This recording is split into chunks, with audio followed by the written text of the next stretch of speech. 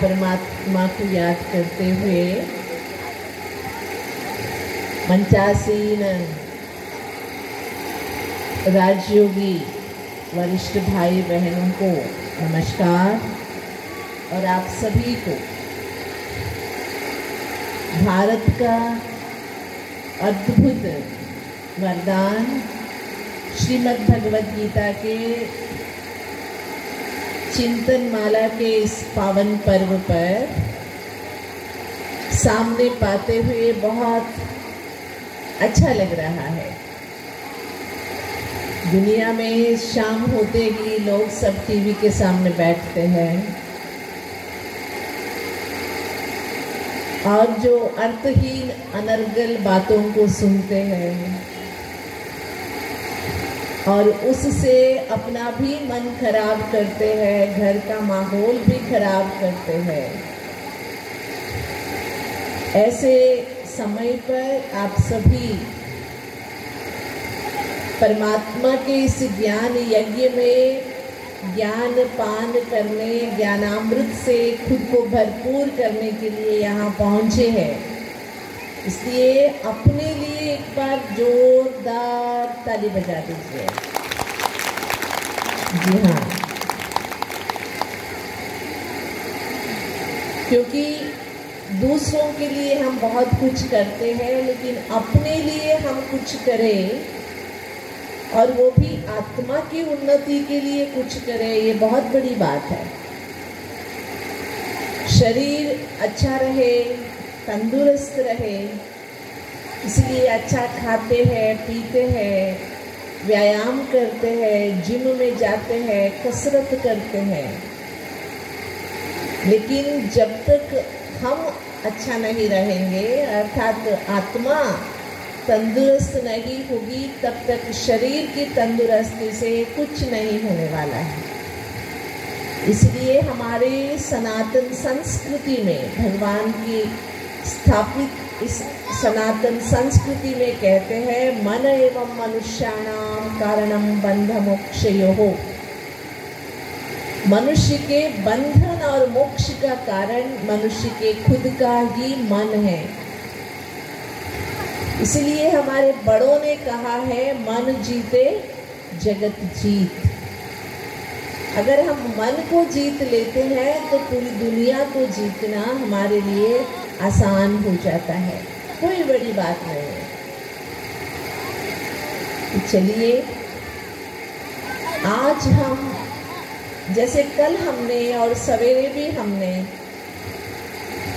खुद को जानने का प्रयास किया था गीता ज्ञान के माध्यम से, जो परमात्मा ने आत्मा का परिचय दिया और ये स्पष्ट किया कि जब तक खुद को आत्मा नहीं समझेंगे तब तक दुनिया की कोई भी समस्या का समाधान नहीं हो सकता है। क्योंकि देह का अभिमान, काम, क्रोध, लोभ, मोह, अहंकार ही मनुष्य के पतन का द्वार है। हम जानते हैं, गीता कहती है, त्रिविधम नरकस्येदं द्वारम नाशनमात्मनः। आत्मनाश होने के 3 द्वार है, काम, क्रोध तथा लोभ। इसलिए गीता में भगवान ने कहा है, एतत् त्रयम् त्यजेत्, इन तीनों का त्याग कर दो। सुनते सुनते सदियां बीत गए, लेकिन हम इन तीनों को छोड़ नहीं पाए। कामेषु क्रोधेषु रजोगुण समुद्भव। इसलिए गीता कहती है, इन सब का त्याग करो, लेकिन हमसे नहीं हो पाया। जब गांधी बापूजी ने स्वतंत्रता के संग्राम में हिस्सा लिया था, तब उन्होंने एक स्वप्न देखा था। वो ये स्वप्न था कि मेरा स्वतंत्र भारत कैसे होगा। मेरे स्वतंत्र भारत में रात के 12 बजे महानगरों के सड़कों पर अकेली माताएं बहनें सुरक्षित रूप से संचार कर सकेगी, ऐसे मेरा भारत होना चाहिए। क्या आपको लग रहा है आज के इस भारत में रात के 12 बजे तो छोड़िए, दोपहर के 12 बजे भी हमारी माताएं बहनें सुरक्षित है? नहीं। रोज कहीं ना कहीं से हमें ये समाचार मिलता है, 3 साल की बच्ची, 80 साल की बूढ़ी माता, उसको भी दुनिया छोड़ नहीं रही है। इतनी गंदी इरादे, इतनी गंदी हरकतें, इतनी गंदी नजरें, जो दुनिया में, जो पवित्र भूमि भारत में, पूरी दुनिया को तो छोड़ दीजिए, जो पवित्र भूमि, परमात्मा की अवतरण भूमि, जिस धरती पर भगवान ने गीता सुनाई थी, जिस धरती पर भगवान ने अवतरण लिया था, ऐसी भूमि में रोज ऐसी हरकतें देखने को, सुनने को मिल रही है। तो क्या ये वो स्वर्ग है जिसका हमारे पूर्वजों ने अपने खून बहा के स्थापन किया? नहीं। इसका मूल कारण है मनुष्य के अंदर छिपे हुए विकारी भाव या देह अभिमान, जिसको मिटाने के लिए ही भगवान खुद आते हैं। सवेरे भी हमने इसका चिंतन किया था कि आत्मज्ञान देने के लिए भगवान को ही क्यों आना पड़ा? आत्मज्ञान देने के लिए छोटा सा ही तो ज्ञान है, तुम शरीर नहीं आत्मा हो, बस इतना समझाने के लिए स्वयं भगवान को आना पड़ा, क्योंकि आत्मज्ञान का अभ्यास करना संभव नहीं हो पा रहा है। दुनिया में ऐसी कोई भी उदाहरण हमारे सामने नहीं है जो हमें आत्म अभिमानी होने के लिए सशक्त कर सके। इसलिए आज की दुनिया की बहुत बड़ी ज़रूरत ये है कि हम अपने आप को पहचाने, अपने को देखें। हमारी आंखें ना बाहर की दुनिया की चीज़ों में देखने में सक्षम हो गई है। ये ऐसे है, ये ऐसे, ये ऐसे, वो ऐसा है, यही बातें हम लेके चल रहे हैं। लेकिन मैं कैसा हूँ, मेरे अंदर क्या चीज़ है, क्या होना चाहिए था, इसके बारे में हम सोच नहीं रहे हैं। इसलिए जो जैसे भी हमने कल भी सुना था, मानव शरीर एक वस्त्र है, इस वस्त्र को धारण कर पात्र करने वाली या पार्ट बजाने वाली हम कलाकार हैं, हम अदाकार हैं, हम आत्मा पार्ट एक्टर्स हैं इस सृष्टि रूपी रंगमंच पर। हम अपनी एक्ट कर रहे हैं, हम अपने पार्ट बजा रहे हैं। जब हम ये अच्छी तरह से समझ लेते हैं, खुद को आत्म स्वरूप में देख लेते हैं, ये चमड़ी का अभिमान त्याग देते हैं, तब ही हम भगवान को समझने में भी सशक्त हो सकते हैं। आप सभी को पता है इंद्र सभा लगी हुई थी। इंद्र सभा के बीच में अष्टावक्र जी पहुंचते हैं। एक कहानी है शास्त्रों की। अष्टावक्र जी जैसे इंद्र सभा में प्रवेश करते हैं, इंद्र सभा में तो सारे देवी देवताएं बैठे हुए थे, बहुत सुंदर वस्त्रों से सजे हुए थे, खूबसूरत नज़ारा था। अष्टावक्र नाम के अनुसार बहुत टेढ़े मेढ़े व्यक्तित्व के थे। उनके शरीर में 8 टेढ़े मेढ़े अंग थे, बहुत कुरूपी थे। जैसे अष्टावक्र जी महान ऋषि भी थे, उन्होंने जैसे प्रवेश किया तो सारी सभा हंसने लगी उनको देख के। सभी हंसने लगे तो अष्टावक्र जी खुद भी हंसने लगे। जब अष्टावक्र जी हंसने लगे तो सभी ने पूछा कि हम तो तुमको देख के हंस रहे, तुम क्यों हंस रहे हो? तो अष्टावक्र जी ने बोला, हम तुमको देख के हंस रहे हैं। तो ये कैसे मुमकिन है? हम तो देवी देवता हैं, इतने सुंदर वस्त्रों में बैठे हैं, हंसने की क्या बात? गलत मत समझिएगा। अष्टावक्र जी ने कहा कि मुझे हंसी इसलिए आई कि इंद्र सभा में चमार कैसे पहुंच रहे हैं। सब और भी गुस्से से नाराज हो गए, बोलने लगे कि हम देवी देवता हैं, हमको तुम ऐसी बातें बोल रहे हो। तो अष्टावक्र जी ने कहा, गलत मत समझना। रास्ते में कोई भैंस को देखा, किसी ने बैल को देखा, तो उसके चमड़ी पर जिसका नजर जाता है वो तो चमार ही होता है, दूसरे की नजर उनकी चमड़ी पर तो जाता नहीं है। तो जैसे मैंने इंद्र सभा में प्रवेश किया, आप लोगों ने मेरी चमड़ी का रंग देखा, मेरे कुरूप को देखा, तो चमड़ी को देखने वाले को चमारी को कहते हैं। तो आप लोग कौन हुए? बहुत सुंदर प्रसंग है जो हमें ये समझाता है कि बाहरी रूप से आंतरिक व्यक्तित्व का निर्णय करना बहुत गलत है। सदियों से हम लोग भी तो यही करते आए ना, रंग रूप भाषा वेशभूषा देख के व्यक्ति के व्यक्तित्व को हम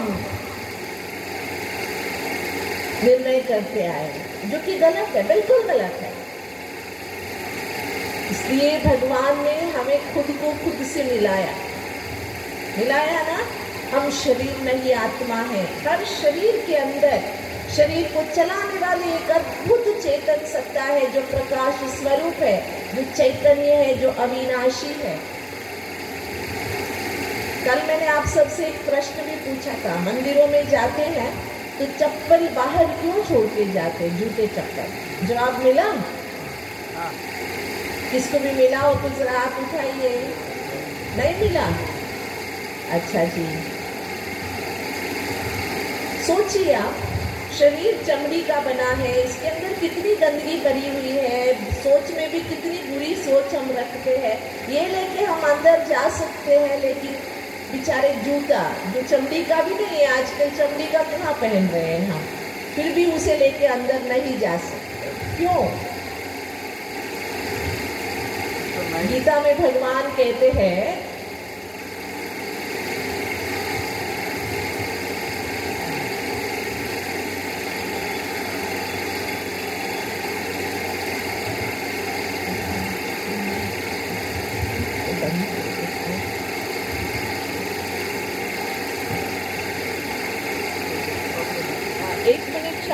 साथियों, तो घंटी बजाते हैं ना, मंदिरों में जब अंदर जाते हैं तो क्या करते हैं? घंटी बजाते हैं, आवाज।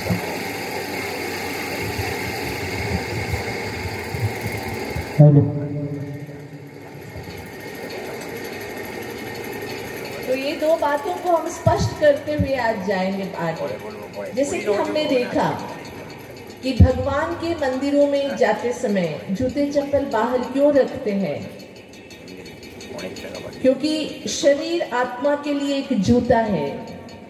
बहुत बड़ा संत कबीर जी एक जगह कहते हैं, शरीर एक जूता है और आत्मा इस जूते को पहनकर चलने वाली है। चमड़ी का बना हुआ ये शरीर। मंदिरों में तो हम ये शरीर के बिना नहीं जा सकते, तो मंदिरों में जाते समय इस शरीर को तो ले जाना अनिवार्य है। तो हम अपने साथ शरीर के निशानी एक जूता जो पहन के जाते हैं उसे बाहर रख के चले जाते हैं। इसका मतलब ये है, जब भगवान के पास जाना है, भगवान को याद करना है, तो इस शरीर का अभिमान हमें त्यागना है।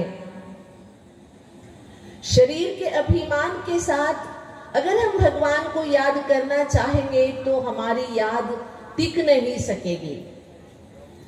इसलिए एक तो मंदिर के अंदर जाते समय जो हम निशाना अर्थात जूता चप्पल बाहर छोड़ के जाते, एक तो शरीर का अभिमान, हमें स्त्री है पुरुष है, जाति से हम ये है वो है, ये सभी त्याग के अंदर जाना है। दूसरा, अंदर जाते घंटी बजाना है।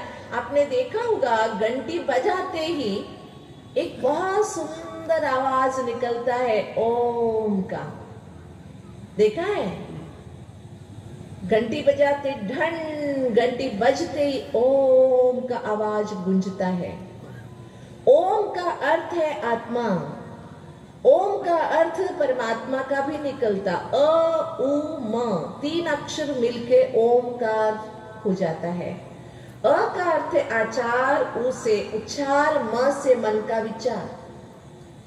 ये तीनों जिसका एक है वो परमात्मा, और उसके साथ हम मिलने आए हैं। इसलिए भगवान को जब याद करते हैं तो कहते हैं ओंकारम बिंदु संयुक्तम। परमात्मा ओंकार है, बिंदु स्वरूप है।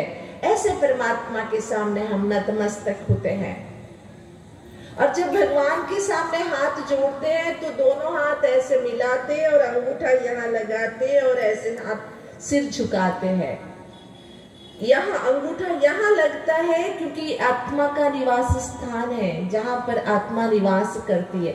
इसीलिए हम लोग यहाँ टीका लगाते, बिंदु लगाते, कुमकुम लगाते या त्रिपुंड लगाते, किसी को नमस्कार करते तो ऐसे नमस्कार करते कि मैं यहाँ हूँ। गीता कहती है प्रयाण काले मनसा चलेना भ्रुवोर मध्य, जब अंतिम समय है, जाने का समय है, तुम अपने मन बुद्धि को भ्रू मध्य में एकत्रित कर ले। और हम ये से लगाते जो कुछ मेरा है सब कुछ तेरा है। इस भावना से भगवान के सामने नतमस्तक होते हैं। और आत्मा इस शरीर में प्रवेश कर पाठ बजाने आई है। आत्मा का मूल घर परमधाम है, जिसके बारे में गीता में भगवान ने बताया है, न तद् भासयते सूर्यो न शशांको न पावकः यद् गत्वा न निवर्तन्ते तद्धाम परमं मम।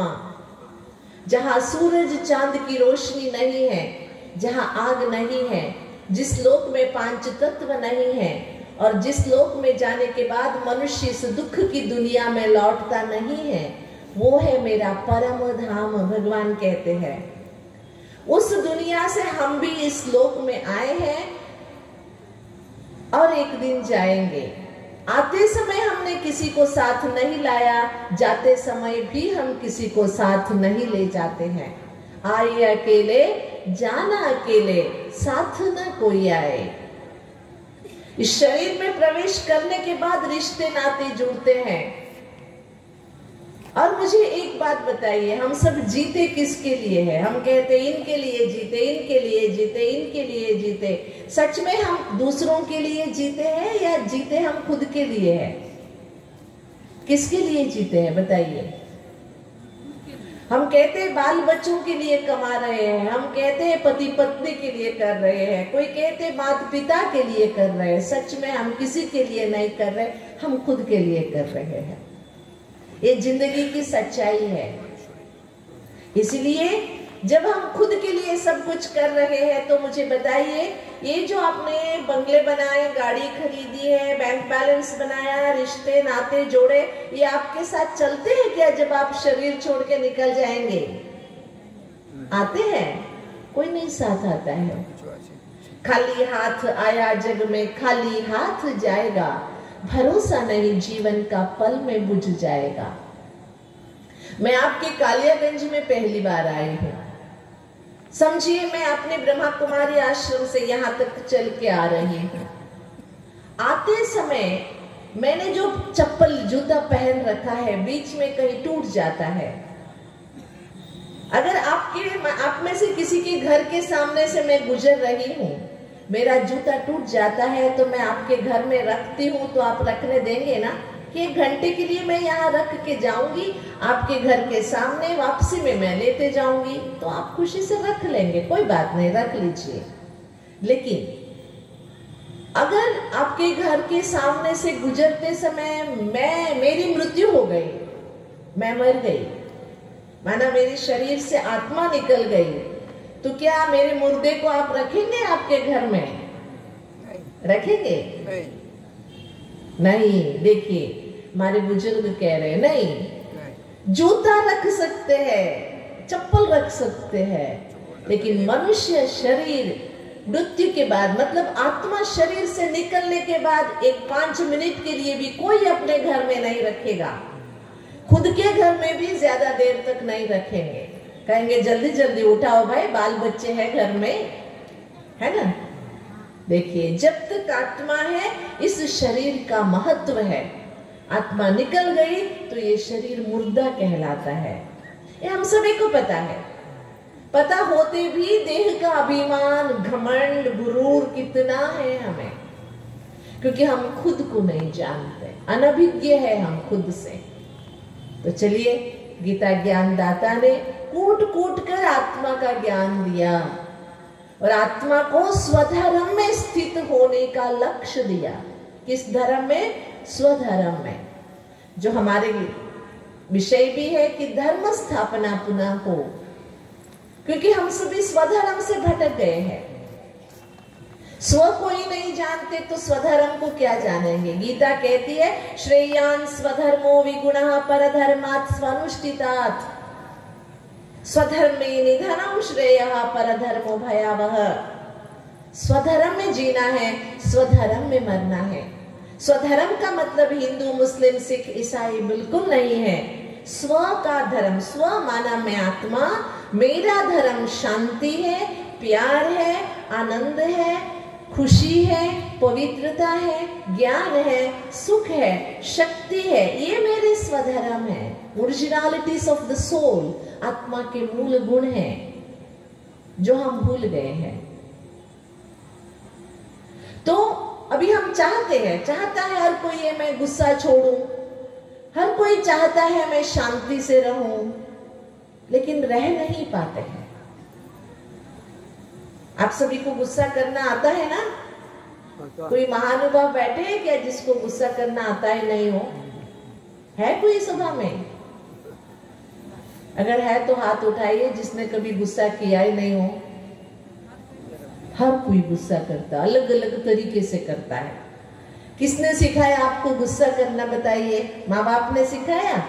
स्कूल कॉलेज में सिखाया? किसने सिखाया? किसी ने नहीं सिखाया, लेकिन आपको गुस्सा करना आता है।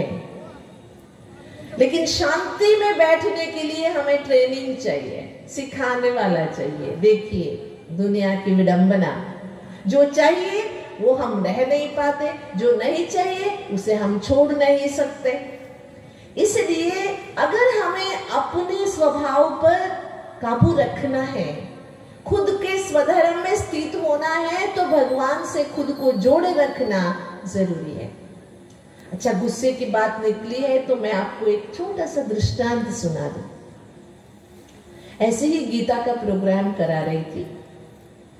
हम ब्रह्मा कुमारियां सब क्षेत्रों में सेवाएं करती है, जेल में भी जाके वहां भी भाई बहनों की सेवाएं करती है। ऐसे एक बड़ी जेल में गीता का कार्यक्रम रखा था। हजारों कैदी थे वहां पर ब्रह्मा कुमारियों का मेडिटेशन सेंटर चलता है। वहां गई थी मैं, वहां एक भाई से मुलाकात हुई मेरी। बहुत अच्छा पढ़ा लिखा व्यक्ति है, करीबन 30 के उम्र का होगा, बड़ा भी नहीं है। उसने सीए किया हुआ है, एमबीए पढ़ा हुआ है, गोल्ड मेडलिस्ट है, बहुत अच्छा भाई है। जेल में जो ब्रह्मा कुमारियों का मेडिटेशन सेंटर चलता है वह पर वही ज्ञान सुनाता है जब बहनें नहीं जा पाती है। बहुत अच्छा व्यक्ति है। दोबारा भी गई थी उस शहर में, तो दोबारा भी वहां जाना हुआ। तो उस भाई से दोबारा जब मिली तो मैंने उस भाई से पूछा, भाई आप हो तो बहुत अच्छे, सभी को ज्ञान सुनाते हो, मेडिटेशन कराते हो, ट्यूशन देता भी है, अब यहाँ कैसे पहुंचे? जेल के अंदर क्यों पहुंचे? ऐसी क्या हो गई जो आपको यहाँ आना पड़ा? उस व्यक्ति का ना इंटर रिलीजन मैरिज था। वो वैसे है कर्नाटक का, लेकिन शादी दूसरी धर्म में की हुई थी, तो रिश्तेदारों में कुछ बातें नहीं बन रही थी, तो उसने ना मध्य प्रदेश में अपना ट्रांसफर लिया हुआ था। एक नेशनलाइज्ड बैंक का जनरल मैनेजर था वो, बहुत बड़ा ओहदा था। जहां पर उसका ट्रांसफर हुआ था वहां उसने 8 दिन के लिए उसकी एग्जीक्यूटिव, माना वो मार्केटिंग जनरल मैनेजर था, तो उसको बाहर घूमना था। ऐसे घूम के वो आ रहा था घर, 8-9 दिन हो गए थे घर से निकले। आपको पता है साउथ वालों को नॉर्थ में जाते एक प्रॉब्लम होता है, चावल ठीक से कहीं नहीं मिलता है। समोसा कचौरियां ये सभी मिल जाते हैं, लेकिन चावल मुश्किल से मिलता है नॉर्थ इंडिया में। वो भी परेशान था, 8-9 दिन मार्केट में घूमा, काम किया, लेकिन उसको कहीं भी चावल खाने को, दाल चावल नहीं मिली। तो वापस लौट रहा था घर, तो अपने पत्नी को फोन किया कि मैं आ रहा हूँ, आज ना अच्छी तरह से दाल चावल बना कर रखना, रात के भोजन में मैं घर में आ जाऊंगा। पत्नी ने हाँ कहा। रात के 9:30 बजे घर पहुंचा, तो घर में डाइनिंग टेबल के ऊपर केवल है ना लेमन राइस था, सूखा सूखा, चौंका हुआ चावल, दाल चावल नहीं बना था। इसको गुस्सा आ गया। 9 दिन हो गए भरपेट खाना नहीं खाया। मैंने एक ही तो बात कही थी, अच्छी तरह से एक सांबार बना देना चावल के साथ। इतना भी नहीं बना सकती। शायद सभी भाई क्या सोचते, घर में जो माताएं हैं उनको क्या काम है, 24 घंटा बस खाना ही तो बनाना है। इतना भी नहीं बना सकती। गुस्से में आकर उसने जो प्लेट था खाने का उसे फेंक दिया, ऐसे उठा के फेंक दिया। वो प्लेट से बचने के लिए उस बेचारी पत्नी ने झुका तो प्लेट यहाँ पर लग गया पत्नी को लेफ्ट साइड में, उसकी मृत्यु हो गई। पत्नी को मारने की जुल्म में इसको अंदर किया हुआ है, ताउम्र उसकी सजा हुई है, जेल में है भाई। अभी बहुत पछताता है दीदी, एक घड़ी 1-2 मिनट का गुस्सा था जिसने मेरी जिंदगी बर्बाद कर डाली। अगर उस समय मैं सोचता कि मेरी पत्नी ने ऐसा क्यों किया, बेचारी कुछ सुनाना चाहती थी, मैं सुना भी नहीं, गुस्से में इतना कंट्रोल नहीं कर पाया, मैंने प्लेट फेंक दिया जिसके कारण से उसकी डेथ हो गई। 2 छोटे छोटे बच्चे हैं जो माँ बाप के बिना कहीं बोर्डिंग स्कूल में हैं। तो बताइए गुस्से से सर्वनाश के सिवा कुछ होता है क्या? तो चलिए अभी हमें अपने गुस्से पर काबू करना है, अपने स्वधर्म में स्थित होना है, खुद को बदलना है, धर्म के अनुकूल कर्म करना है। क्या करना है? धर्म के अनुकूल कर्म करना है। धर्म माना शांति में रह के, आत्मसम्मान में रह के, प्यार से, सहनशीलता से सभी से पेश आना है। ये कैसे संभव होगा? इसके लिए हमें अंदरूनी ताकत की जरूरत है, जिसके लिए ही गीता के भगवान खुद आए हैं, मनुष्यात्मा के अंदरूनी ताकत को जागृत करने। तो हमारी अंदरूनी ताकत को समाने के लिए, जानने के लिए हमें भगवान से खुद को जोड़ना बहुत जरूरी है। तो गीता भगवान के बारे में क्या समझाती है? 10वें अध्याय में अर्जुन भगवान से पूछते हैं, ये पूछते हैं कथम विद्यामहम योगिन त्वाम सदा परिचिन्तयन् केषु केषु च भावेषु चिन्त्योऽसि भगवन्मया। है ना? अर्जुन का ये प्रश्न है जो सभी का शायद यही होगा। किसी का अपने घर की देवता या कुल देव जिसको कहते हैं, इष्ट देवता कहते हैं, ग्राम देवता कहते हैं, ऐसे हजारों देवताएं हैं हमारे पास। 33 करोड़ देवताओं को हम पूजते हैं। अर्जुन के ये प्रश्न है कि इनमें से मैं किसका ध्यान करूं जिससे मैं स्वधर्म में स्थित हो सकूं, किसके ध्यान करने से मैं मेरी अपने अंदर की ताकत को जगा सकूं। अर्जुन पूछता है कथम विद्यामहम योगिन त्वाम सदा, किस भाव से मैं तेरा चिंतन करूं, किस रूप से तुझे याद करूं। ये था अर्जुन का प्रश्न। इस प्रश्न को जवाब देते हुए गीता के भगवान ने अपने स्वरूप के बारे में बताया। भगवान बताते हैं कि ज्योतिषाम अपि तज्ज्योतिः तमसः परमुच्यते ज्ञानम ज्ञेयम ज्ञानगम्यम हृदि सर्वस्य विष्ठितम्। ज्योतियों में परम ज्योति, जिसके पास अंधकार नहीं है, जिसको ज्ञान के माध्यम से समझ सकते हैं, ऐसी परम ज्योति स्वरूप हूं मैं। परम ब्रह्मा परम धामा पवित्रम परमं भवान पुरुषम शाश्वतम दिव्यम आदिदेवम अजम विभुम। अर्जुन कहते हैं इस भगवान की बातों को सुनकर, यस आप परम ब्रह्मा हो, परम धाम के निवासी हो, परम पवित्र हो, जानने योग्य हो, आदि देव हो। परमात्मा ने खुद का परिचय बहुत सुंदर शब्दों में दिया है। कविम पुराणम अनुशासितारम अणोरणीयाम समनुस्मरेद्यः सर्वस्य दाताराम अचिन्त्य रूपम आदित्य वर्णम तमसः परस्तात्। सर्वज्ञ हो, कविम, पुराणम, सनातन हो, अनुशासिताराम, दुनिया की पूरी व्यवस्था देखने वाले हो, अणोरणीयाम, समाणु से भी अति सूक्ष्म हो, अनुस्मरेद्य परमात्मा रोज याद करने योग्य ताकत है।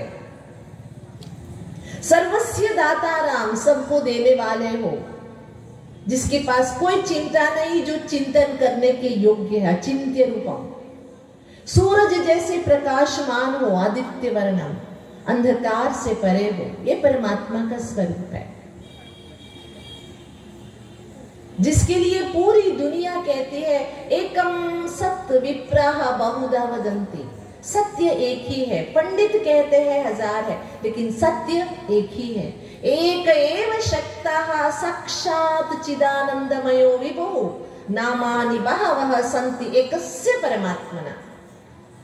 सर्वशक्तिवान परमात्मा एक ही है, अनेक नाम हो सकते हैं। जैसे देखिए, बच्चे का जन्म हुआ, नामकरण में देरी हो गई तो आपने बच्चे को देखा, बच्चा गुड़िया जैसा है तो आपने डॉली कह दिया। बच्चा बहुत गुलाब का रंग में है तो पिंकी कह दिया। बहुत बहुत चुलबुला है, बंटी कह दिया। ऐसे बच्चों को अनेक नाम दे देते, बाद में नाम नक्षत्र के अनुसार नाम देते हैं, लेकिन बच्चे का नाम वही होता है जो बच्चे के जन्म पत्र में लिखा हुआ होता है। बच्चे का नाम वही होता है जो बच्चे के बर्थ सर्टिफिकेट में लिखा हुआ होता है। उसके सिवा भी अनेक नाम होते हैं बच्चे के। घर का नाम होता है ना, किसी का रॉय है, किसी का सेन है, किसी का प्रभु है, किसी का शर्मा है, किसी का वर्मा है, ये घरेलू नाम है। ऐसे हर एक व्यक्ति के 3, 4, 5, 6 नाम हो सकते हैं, लेकिन नाम वही होता है जो सर्टिफिकेट में लिखा हुआ हो। इसी तरह भगवान को भी कैसे भी नाम से आप पुकारिए, लेकिन है परमात्मा एक ही। यो यो याम याम तनुवत्तः श्रद्धयार्चितुम् इच्छति तस्य तस्याचलां श्रद्धां तामेव विददाम्यहम्। जो जो जिस जिस नाम से मुझे याद करते हैं उन सभी को फल देने वाला मैं अकेला भगवान हूं। जैसे दुनिया को रोशनी देने वाला सूरज एक ही है, चांद से भी रोशनी मिलती है, सितारों से भी रोशनी मिलती है, लेकिन चांद सितारे खुद की रोशनी नहीं दे रहे हैं, सूरज से ली हुई रोशनी हमें दे रहे हैं। इसी तरह दुनिया में 33 करोड़ देवी देवताएं हैं, लेकिन सभी को ताकत देने वाला स्वयं परमात्मा है, जो ज्ञान सूर्य है, जिससे ताकत लेकर सारी दुनिया चलती है। वैसा परमात्मा जिसके बारे में कोई नहीं जानते, न मे विदुस्सुरगणाः प्रभवं न महर्षयः अहमादिर्हि देवानां महर्षीणां च सर्वशः। जैसे देखिए, आप मेरे नाम जानते हो, मैं ब्रह्मा कुमारी वीणा हूँ, मैं कर्नाटक से आई हूँ, इतना आप जानते हो, लेकिन मेरे माँ बाप कौन है, मेरा जन्म कब हुआ, कहाँ हुआ, मेरी पढ़ाई कहाँ हुई, मेरे दादे परदादे कहाँ के हैं, क्या करते थे, ये सब आपको पता नहीं है। ये सब अगर आप जानना चाहते हो तो मेरे से ही पूछेंगे, है ना। अच्छा, आप सभी से मैं पूछना चाहूंगी, आप सभी अपनी जन्म तिथि को जानते हो? डेट ऑफ बर्थ सभी को पता है?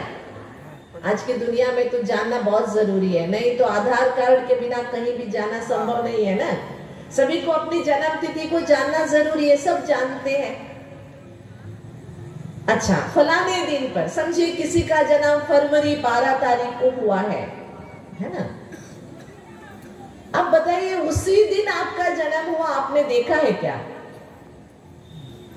जिस जन्म तिथि को आप इतनी विश्वास से बोल रहे हो, उसी दिन आपका जन्म हुआ, आपने देखा है क्या? नहीं। कैसे मानते हो फिर? माँ बाप ने बताया, है ना।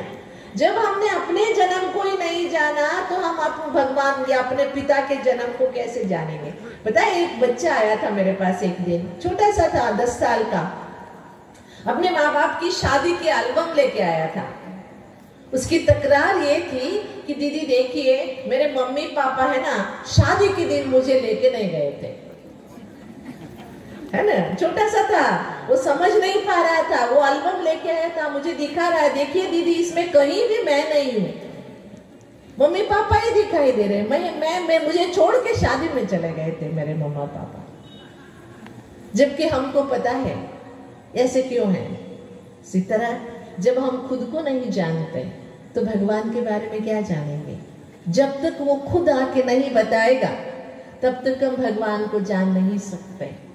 इसलिए खुद का परिचय देने के लिए स्वयं परमात्मा को आना पड़ा, आना आवश्यक है। इसलिए गीता में बार बार भगवान कहते सृजाम में हम संभवामि आपन्नम, मैं आता हूँ, उतर के आता हूँ, परकाय प्रवेश करके आता हूँ। और ये कहते अवजानन्ति मां मूढ़ा मानुषीम धर्माश्रितम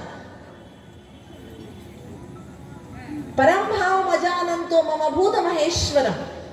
मैं एक मनुष्य शरीर का आधार लेके आता हूं, लेकिन ये लोग मुझे जानते नहीं हैं। इसलिए परमात्मा एक परम ज्योति स्वरूप है, सर्वशक्तिमान है, जिसके लिए परमात्मा खुद का अपना परिचय देते हैं। और मैं आपको बता दूं, भगवत गीता में भगवान 2 कंडीशन डाले हैं। उसमें से एक कंडीशन ये है, यो माम अजम अनादिम च वेत्ति लोक महेश्वरम असमूढ़ः समर्थेषु सर्व पापैः प्रमुच्यते। जो मुझे अजन्मा, अनादि और सर्वलोक का महेश्वर मानते हैं, वो ही सर्व पापों से मुक्त हो सकते हैं। पापों से मुक्त होने के लिए भगवान को याद करना अनिवार्य है। और कैसे याद करें कि परमात्मा अजन्मा है, जन्म रहित है, जन्मता भी नहीं, मरता भी नहीं है, और अनादि है, और पूरी दुनिया का वो ईश्वर है। ऐसे जान के याद करेंगे तभी आप पापों से मुक्त हो सकेंगे। जिस परमात्मा की महिमा में कहते हैं परमात्मा अजन्मा है, अयोनिज है, अभोक्ता है, जो खाता पीता सोता नहीं है, जिसके कोई माता पिता नहीं है, वो ही खुद सबका माता पिता है। भगवान गीता में कहते हैं मेरे और आपका क्या संबंध है? पिता अहमस्य जगतो माता धाता पितामह वेद्यम पवित्रम ओंकार रुक्सामय जुरेवच। तीनों वेदों में जो कहा गया है उसी के अनुसार मैं कहता हूं, मैं तुम्हारा पिता हूं, माता हूं, दाता हूं, तुम्हारे दादा भी मैं ही हूं, पितामह भी मैं हूं। पितासि लोकस्य चराचरस्य त्वमस्य पूज्यश्च गुरुर्गरीया। पूरी दुनिया का वो पिता है जिसके लिए हम सदियों से महिमा गाते आए। त्वमेव माताश्च पिता त्वमेव बंधुश्च सखा त्वमेव विद्या द्रविणम त्वमेव मम देव देवा। गाते आए ना, तुम्ही हो माता पिता, तुम्ही हो। लेकिन सच बताइए, जब हम माता पिता शब्द बोलते हैं तो क्या भगवान को याद करते हैं या देह को जन्म देने वाले माता पिता याद आते हैं? हमें कौन याद आता है? देहधारी माता पिता याद आ जाते हैं, परमात्मा तो मुश्किल से याद आता है। इसलिए गीता में भगवान ने अपने इतने सरल तरीके से, सुंदर तरीके से, सहज तरीके से खुद का परिचय दिया। ये भी स्पष्ट किया, मैं इस पुरानी दुनिया में एक मानव शरीर का आधार लेके आता हूँ, क्योंकि मनुष्यात्माओं का उद्धार करना है तो मनुष्य रूप में ही मुझे समझाना होगा, नहीं तो लोग समझेंगे नहीं। अव्यक्तम व्यक्तिमापन्नम मन्यन्ते माम बुद्धयः। मैं अव्यक्त हूँ, इन आंखों से मुझे देख नहीं सकते। मैं एक व्यक्ति के शरीर का आधार लेके इस धरा पर अवतरित होता हूँ। ये भगवान ने बहुत सुंदर शब्दों में स्पष्ट किया है। लेकिन हम लोग भगवान को भूल जाते हैं, बाप को भूल जाते, बातों को याद करते हैं। सच में बताइए, आप खाली बैठते हो, जब भी कभी फुर्सत मिल जाती है तो आपके दिल में कौन सी बातें याद रहती है? भगवान याद रहता है, अच्छी बातें याद रहती है या बुरी बातें याद रहती है? कौन सी बातें याद रहती है? बीती हुई बुरी बातें, इसने ऐसे किया, इसने ऐसे कहा, इसने मुझे डांटा, इसने गाली दिया, इसने मेरा अपमान किया, ये सारी बातें हम यहाँ भर के रख रहे हैं। देखिए, मेरे पास एक छोटा सा रुमाल है, अगर इस रुमाल को मैं हाथ में उठाती हूँ तो दर्द तो नहीं होगा। आप भी में से किसी ने को मैं कह दूं आपके रुमाल उठा लो, आपके हाथ में दर्द होगा क्या? होगा? बताइए माताएं, होगा? नहीं। अगर आपको कहूँ यही रुमाल, यही कर्चीफ मैं 2 घंटे के लिए ऐसे पकड़ के रखो तो आपको दर्द होगा कि नहीं होगा? होगा। क्यों? क्या रुमाल के वजन बढ़ गए क्या? क्यों वजन आपको दर्द हो रहा है? यूं ही पकड़ के रखे तो आपको दर्द नहीं हो रहा था। इसे रुमाल को अगर आप 1 घंटे 1.5 घंटे ऐसे पकड़ के रखे तो आपको दर्द होता है। क्यों होता है? क्योंकि एक ही पोजीशन में आपने ऐसे पकड़ के रखा है ना। देखिए, सदियों से, सालों से हम छोटी छोटी बातों को यहाँ पकड़ के रखे हैं। रखे कि नहीं रखे? 10 साल पहले यही कालियागंज के बाजार में आपने मुझे डांटा था, मैं जिंदगी भर भूलूंगी नहीं। कहते हैं ना, नहीं भूलेंगे तो किसका नुकसान होने वाला है? जिसने डांटा उसका नुकसान होगा या जिसने सुना उसका नुकसान हो रहा है? जिसने सुना और जिसने याद रखा उसी का नुकसान होगा।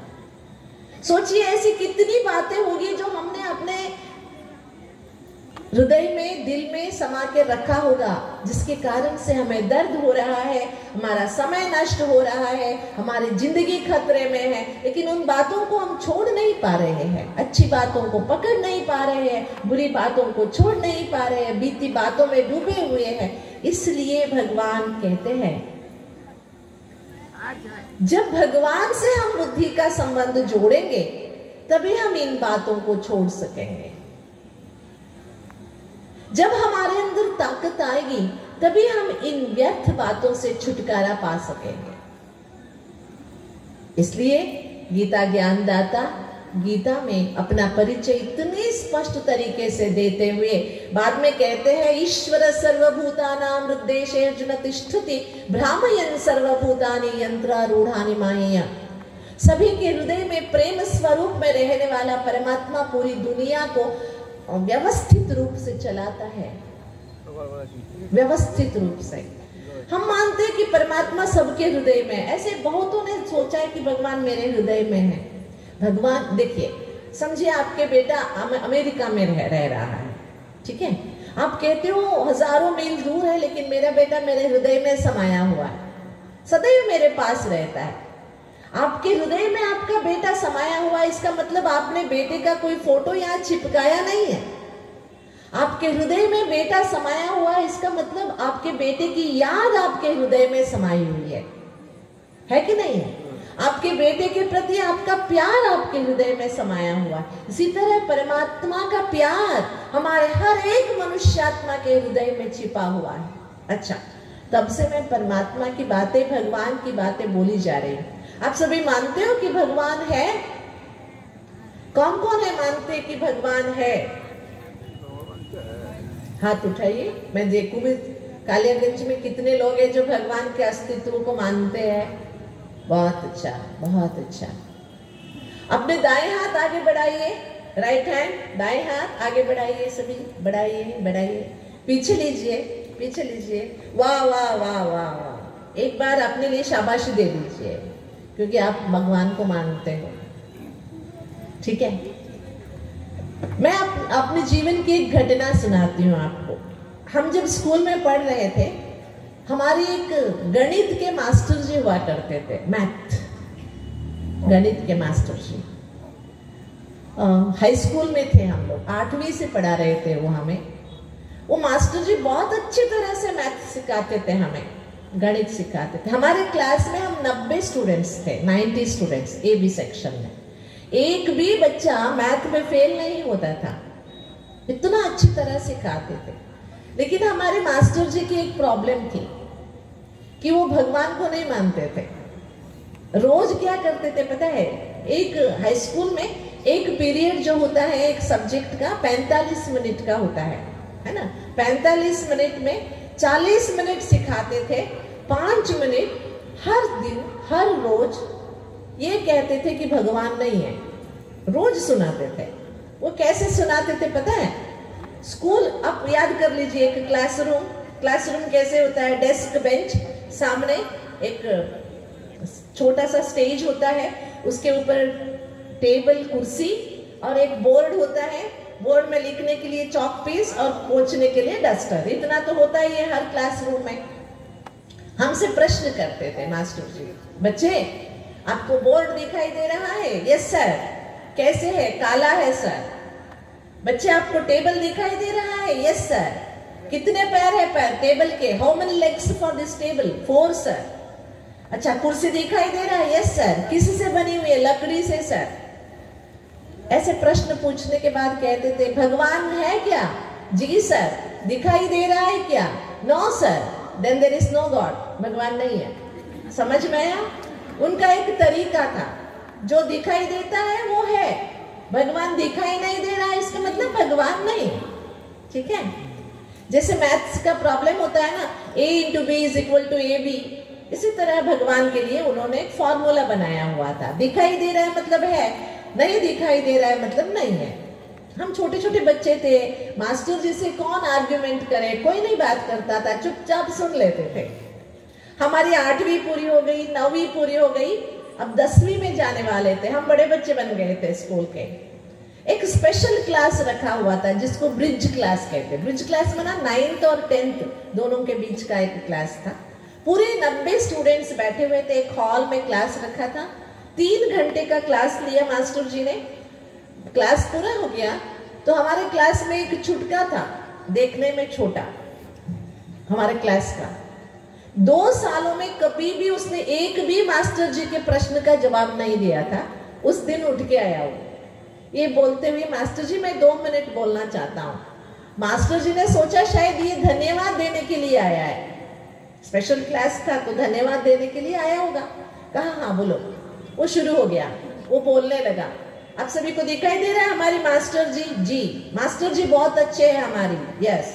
हमारे मास्टर जी बहुत बुद्धिमान है, हमारे क्लास में मैथ में कोई फेल ही नहीं होता है, नापास ही नहीं होता है, इतना अच्छा सिखाते। यस। हमारे मास्टर जी पैंट शर्ट पहने हुए? यस। आपको दिखाई दे रहा है? हाँ। हमारे मास्टर जी बुद्धिमान है, आप सभी मानते हो? यस, मानते हैं। तो हमारे मास्टर जी की बुद्धि दिखाई दे रही है क्या? नहीं है। इसका मतलब क्या हुआ? मास्टर जी की फॉर्मूला थी, दिखाई नहीं दे रहा है मतलब नहीं है। इतना कहते हुए वो जाके बैठ गया। उस दिन के बाद हम और भी 1 साल उसी स्कूल में पढ़े, उसी मास्टर जी से पढ़े, लेकिन एक दिन भी उस दिन के बाद मास्टर जी ने क्लास में ये नहीं कहा कि भगवान नहीं है। क्यों मैं कह रही हूँ?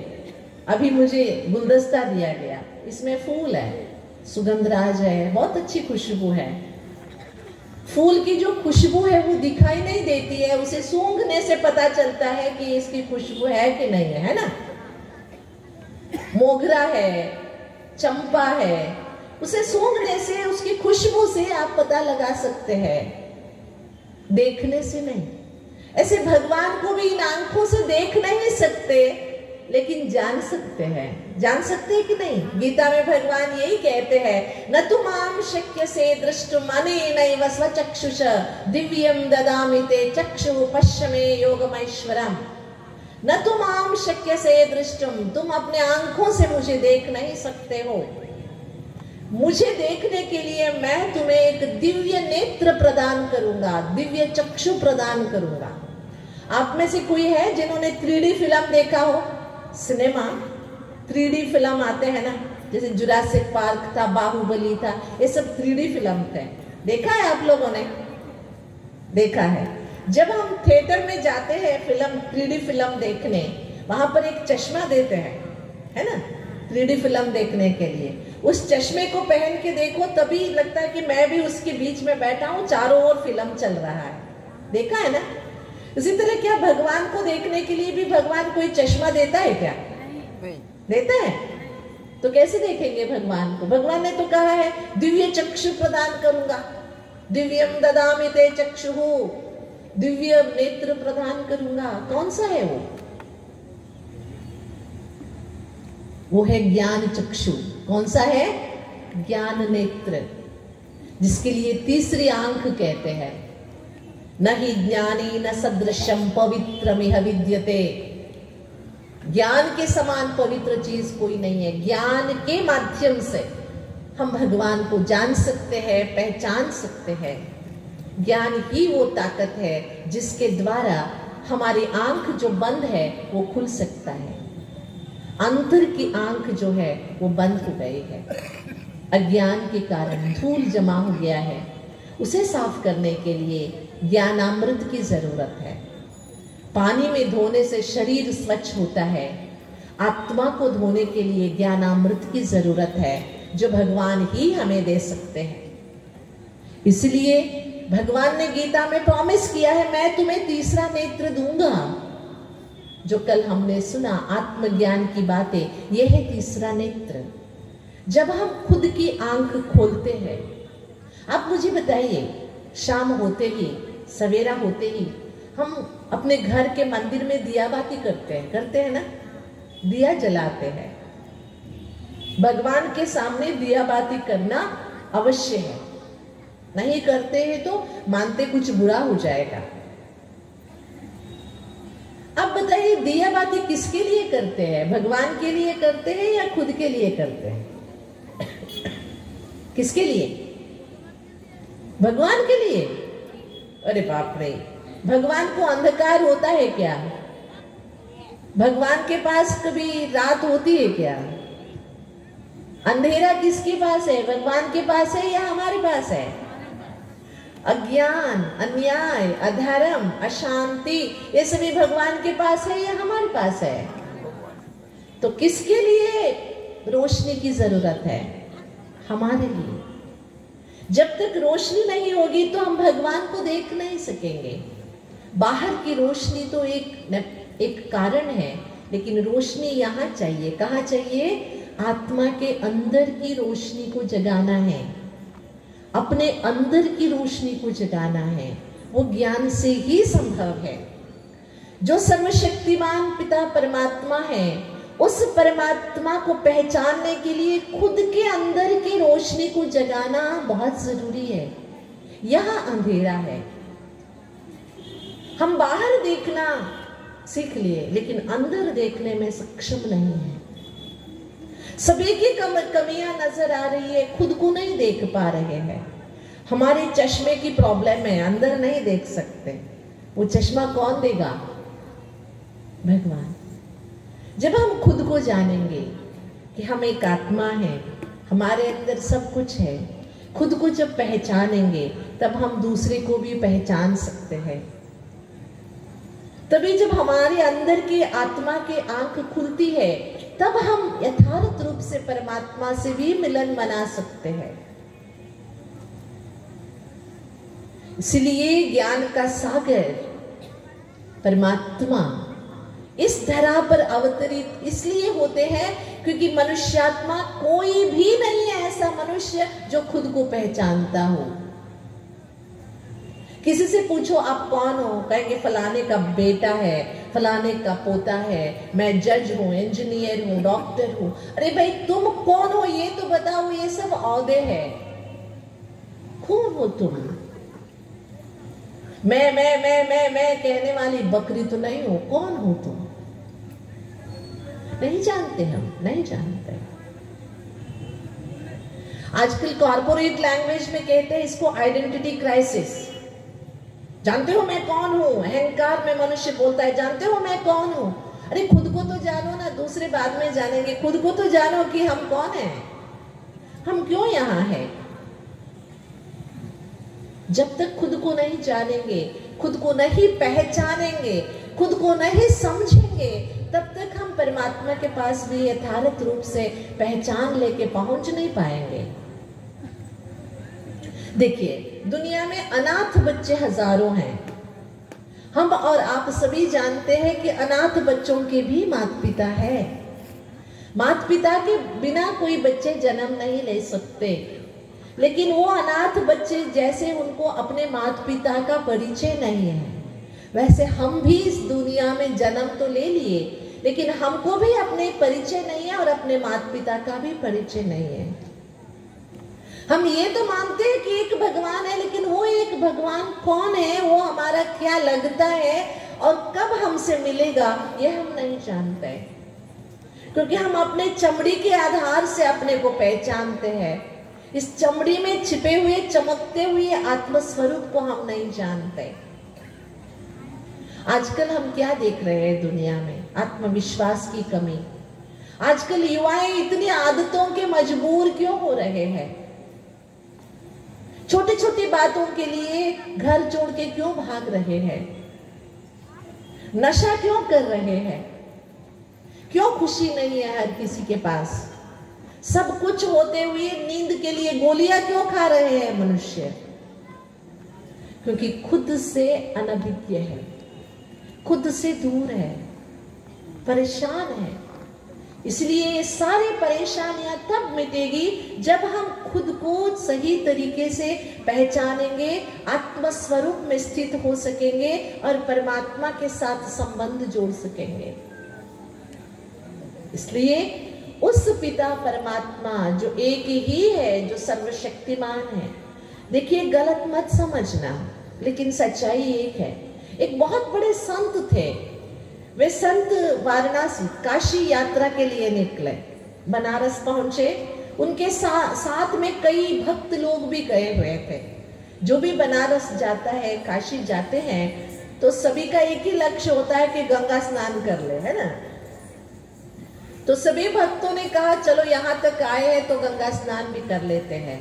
तो ये महान संत गए हुए थे, उन्होंने मना कर दिया, नहीं मैं गंगा स्नान करने नहीं आऊंगा।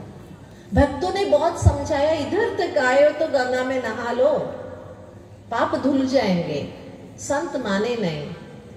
दुनिया संतों को पागल मानती है ना। वो संत ने क्या किया पता है? उनके पास एक करेला था, जानते हो करेला, कड़वा। उन्होंने करेला दे दिया भक्तों को, मैं नहीं आ रहा हूं गंगा स्नान करने, इसको नहा के ले आना। करेले को पानी में डुबो के ले आना। सभी ने सोचा ये पागल है, कुछ भी कह रहा है, ठीक है। सब चल पड़े, गंगा स्नान करके वापस लौटे और कहा तुम्हारे करेले को गंगा स्नान करा के लाए हैं, ले लो। फिर उस संत ने कहा 2 मिनट बैठो, मैं करेला काट के लाऊंगा, आप सभी चखना। सभी ने कहा पागल, करेला कौन चखता है, वो तो कड़वा ही होता है। नहीं नहीं, आपने कहा था ना गंगा स्नान करने से आत्मा के पाप धुल जाएंगे, तो मैं भी देखूं तो ये करेले का कड़वापन भी धुल गया होगा ना गंगा स्नान करने से। गलत मत समझना, मैं ये नहीं कह रही हूं कि गंगा से लाभ नहीं है। 10 साल पहले मैं प्रयागराज गई हुई थी, इलाहाबाद, कुंभ मेल में सेवा के लिए, कुंभ मेला में। तब मैं वहां जाते हैं ना इलाहाबाद त्रिवेणी संगम में, प्रयागराज में, तो जबरदस्ती पानी का एक कैन देते, ले जाओ गंगा ले जाओ। तो हम लेके आए थे एक छोटे से कैन में। 10 साल हो गए, अब तक भी वो गंगा के पानी है ना, उसके अंदर ना कीड़े पड़े हैं, ना चिपचिपा हुआ है, बहुत साफ है अभी भी। इसकी मेरी 2 राय नहीं है, गंगा सबसे शुद्ध पानी है, ये बात अलग है। गंगा कल्याण के लिए करोड़ों रुपया सरकार खर्च कर रही है, वो बात भी अलग है। मेरे कहने का भाव है, ना आंखों से दिखने वाली, ना नाश करने योग्य आत्मा जो है, जिसके लिए गाते हैं नैनम छिन्दन्ति शस्त्राणि नैनम दहति पावका न चैनम क्लेदयन्त्यापो न शोषयति मारुत। जिस आत्मा का ना अस्त्र शस्त्रों से, ना पंच तत्वों से कभी नाश नहीं हो सकता, उस आत्मा को पानी में भिगो के आप साफ कर सकते हो क्या? बताओ, हो सकती है आत्मा की सफाई पानी में भिगोने से? भिगो सकते हो क्या? शरीर को भिगो सकते हो, नहा सकते हो, धो सकते हो, लेकिन शरीर में अंदर छिपी हुई आत्मा जो आंखों से भी नहीं देखी जाती है, जिसको देखने के लिए ज्ञान चक्षु चाहिए, ऐसी आत्मा को स्थूल पानी में भिगो के साफ नहीं किया जा सकता है। उसके लिए आत्मा को स्वच्छ करने के लिए परमात्मा की याद, परमात्मा का ज्ञान, परमात्मा का संबंध बहुत जरूरी है, जिससे हम कोसों दूर है। इसीलिए गीता ज्ञानदाता, अखिल नियंता, सर्वशक्तिमान, जो खुद को ईश्वर कहलाता है, जो परमात्मा सर्वशक्तिमान है, ज्योति स्वरूप है, जो अविनाशी है, सच्चिदानंद स्वरूप है, सत है, चित है, आनंद स्वरूप है, जिसके लिए सत्यम शिवम सुंदरम की महिमा हम करते हैं, जो सभी का कल्याण करने वाला है, जो कभी असत्य नहीं होता, जो कभी असुंदर नहीं होता, पतित पावन है, मुक्ति जीवन मुक्ति दाता है, वो परमात्मा जब तक इस धरा पर अवतरित नहीं होते तब तक आत्मा का शुद्धिकरण, आत्मा की स्वच्छता संभव नहीं है। इसलिए खुद को अगर हम शक्ति का अनुभव करना चाहते हैं, खुद के अंदर की ताकत को जगाना चाहते हैं, तो परमात्मा को उसे स्वरूप में याद करना है जैसे वो है। तो कल का हमारा विषय रहेगा कि गीता वर्णित योग जो है वो क्या है, परमात्मा को हम कैसे याद करें, बहुत सरल तरीके से। आज मैं आपको एक छोटी सी बात बता देती हूँ। वैसे तो घर में दियाबाती करते हो ना, सभी करते हैं, घर में दियाबाती करते हैं जी। करने के बाद बैठ के 2 मिनट दिए को याद करते हो, देखते हो? नहीं। जब दिया बुझ जाता है तो तेल डालने लिए जाते हैं बस। तो मेरा एक छोटा सा आपसे रिक्वेस्ट रहेगा। और एक मेरा प्रश्न है, कितने लोग हैं जो टीवी देखते समय भोजन करते हैं या भोजन करते समय टीवी देखते हैं? हाथ उठाइए जरा। टीवी देखते हुए भोजन करने वाले कौन कौन है? अच्छा, कुछ लोग ही ईमानदारी से हाथ उठा रहे। वैसे तो सब ऐसे ही करते हैं। आजकल तो घर बन ही ऐसे रहा है, डाइनिंग टेबल के सामने ही टीवी रखते हैं। लेकिन मेरा एक छोटा सा आपसे रिक्वेस्ट है। देखिए, आप छोटे बच्चे को जब दूध पिलाते हो बॉटल में, है ना, उसको कपड़े से ढकते हो, है ना? माताएं बताइए, जब दूध पिलाते बच्चे को बॉटल से, उस कपड़े से उसे ढकते नहीं है क्या कि किसी की नजर लग जाता है ना? जब आप भोजन करते हो तो गंदी गंदी बातें टीवी में देखते हो, गंदी गंदी बातें सुनते हो, किसी की खून हो रहा है, किसी का मर्डर हो रहा है, किसी का रेप हो रहा है, वो सब देखते हुए भोजन करते हो, तो क्या आपके अंदर ताकत जाती है या व्यर्थ जाता है, पाप जाता है? क्या जाता है? पाप जाता है। पाप जाता है। इसलिए कृपया गीता सुनने आए हो तो एक तो प्रण कर लीजिए। आज अभी अभी दिवाली पूरी हुई है, अपने अंदर भी आत्मा की जोत जला लीजिए। घर में तो दिया जला लिया, अभी अंदर की ज्योति को तो जला लीजिए।